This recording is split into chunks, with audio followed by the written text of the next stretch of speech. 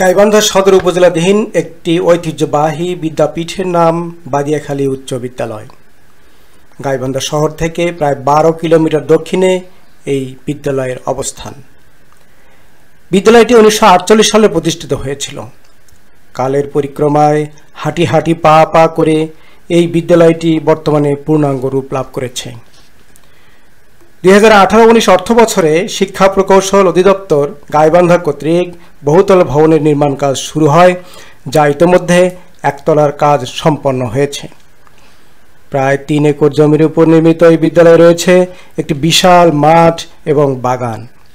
বিদ্যালয়ের প্রধান শিক্ষক মোসাম্মদ আফিয়া আক্তার রূপক একজন সৎ, নিষ্ঠাবান, মেধাবী এবং কর্মপাগল মানুষ হিসাবে সকলের নিকট গ্রহণযোগ্য ব্যক্তিত্ব।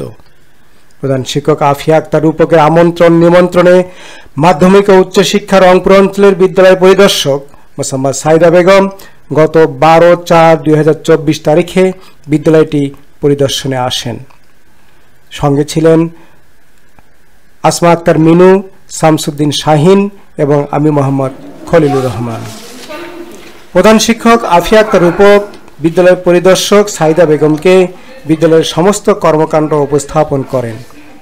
এরপর বিদ্যালয় পরিদর্শক কম্পিউটার ল্যাব এবং বঙ্গবন্ধু কর্নার ঘুরে ঘুরে দেখেন।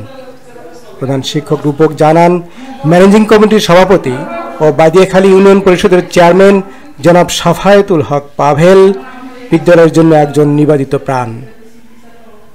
বিদ্যালয় পরিদর্শক সাইদা বেগম বিদ্যালয়ের সমস্ত কর্মকাণ্ড দেখে সন্তোষ প্রকাশ করেন। অতঃপর বিদ্যালয়ের সভাপতি মহোদয়ের বাসায় রাতের খাওয়া সেরে আমরা বাসায় ফিরে আসি। ধন্যবাদ সবাইকে ভিডিওটি উপভোগ করার জন্য।